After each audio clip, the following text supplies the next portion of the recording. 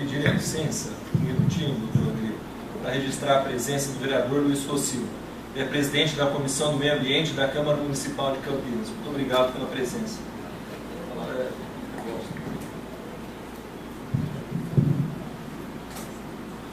Muito boa tarde a todos. Estão me ouvindo bem?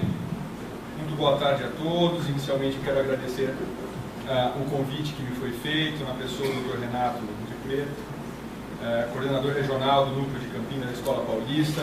Quero agradecer à Fundação José Pedro de Oliveira por proporcionar esse evento.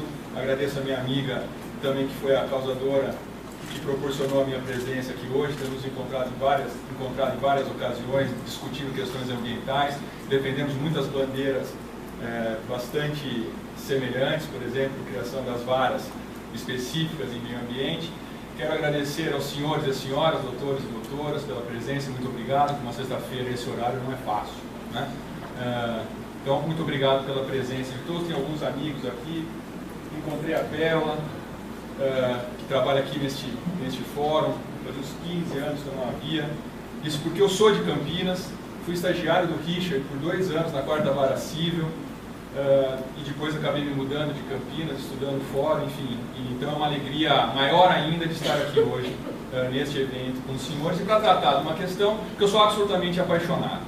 Faz basicamente 19 anos que eu trabalho com o meio ambiente, e é uma matéria apaixonante. Agora, a dificuldade grande de transmitir é porque ela é absolutamente gigantesca, né? Nesses anos de discussão sobre as questões ambientais, vem nos mostrando e vem apresentando que, por exemplo, aqui entre os senhores, tenho certeza que nós temos pessoas da área do direito e pessoas que não são da área do direito. Então, o grande desafio de quem trata e quem se propõe a tratar de questões ambientais é tentar traduzir e trazer questões complicadíssimas, como que é a parte que ficou para nós aqui, que é basicamente sobre execução de termos também de conduta, e fazer com que todos tenham um mínimo de entendimento e percepção do que se trata, do que vem a ser essa matéria, esse tema, que no meu modo de ver é o ponto mais importante da efetividade da tutela ambiental. Digo, o termo de ajustamento de conduta, esse instrumento que muito bem a doutora Fernanda nos conceituou, ele hoje é, sem dúvida nenhuma, o maior instrumento de eficácia de tutela ao meio ambiente. É o maior instrumento, é o veículo pelo qual hoje caminha em primeiro lugar para conseguir atingir os objetivos e do comando constitucional do artigo 225, que diz que o meio ambiente deve ser equilibrado, é um bem comum de todos e deve ser preservado para as presentes e futuras gerações. E nesse compasso, eu não tenho dúvida nenhuma, e volto a repetir, que o TAC, como assim ficou conhecido, é um instrumento que viabiliza esse conceito constitucional. Na exata medida em que ele é um veículo, ele é um instrumento de tutela, como já disse, mais célere. O grande benefício e o pulo do gato do TAC foi exatamente conseguir solucionar questões absolutamente complexas. Nós estamos falando de mineração, nós estamos falando de água, nós estamos falando de terra, de ar, de floresta, enfim, temas complicadíssimos, sem a necessidade da judicialização do caso. Esse é o ponto principal desse instrumento, que veio lá com o ECA, enfim, veio através da modernidade desse microsistema dos direitos difusos e coletivos, e hoje está à nossa disposição. Muito bem.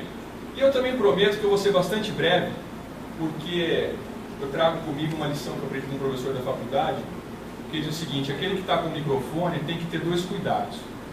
Tem que falar pouco, por causa de 2 questões. Primeiro, para não cansar aqueles que estão ali ouvindo.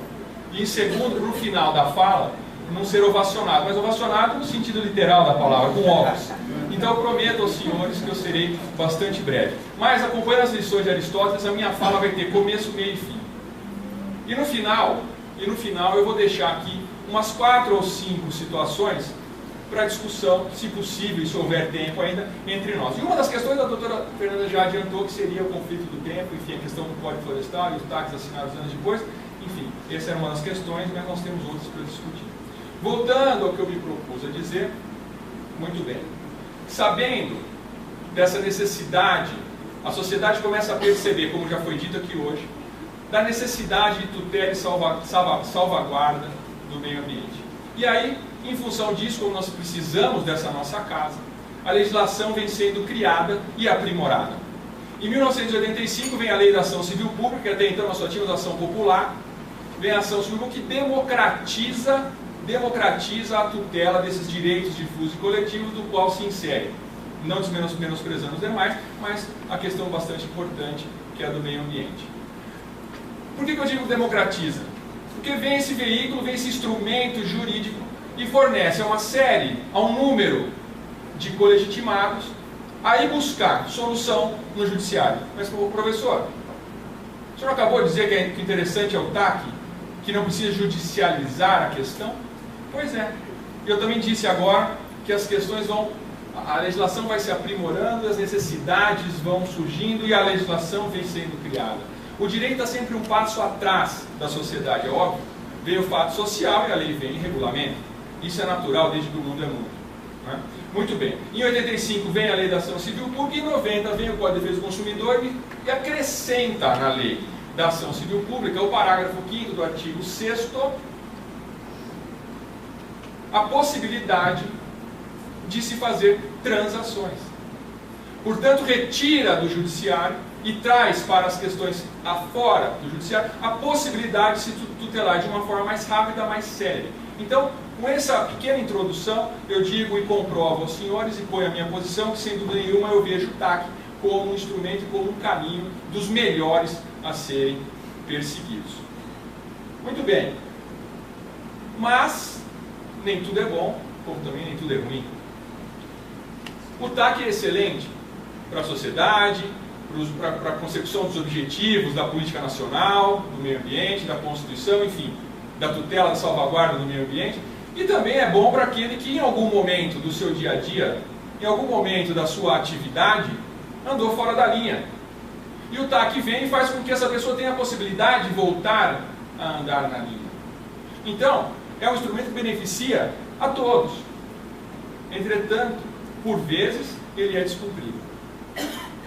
Mas o descumprimento, o inadimplemento desses TACs, ele, por sorte, é uma parcela bastante pequena. Eu até ontem liguei aos 48 do segundo tempo com o nosso amigo do Ministério Público, o Adriano. Adriano, pelo amor de Deus, me salva, me dá uma estatística do MP Paulista, que eu só estou com uma estatística um pouco mais antiga. O Adriano foi meu aluno lá na PUC, é uma pessoa excelente, vou pôr agora. Eu vou tentar. E não é coitado. Foi difícil, foi bastante difícil. Enfim, esse dado que eu vou dar para os senhores agora, eu trago, que não é absolutamente recente. Tem alguns dados do Ministério Público Federal, alguns do Ministério Público de São Paulo, que eu peguei num estudo feito pelo Planeta Verde e no livro da professora Geisa Rodrigues, que é uma referência, assim como do Acauí, como dito pela doutora Fernanda. Mas, o que está falando? Descumprimento. Cerca de apenas 5% dos TACs firmados são descumpridos.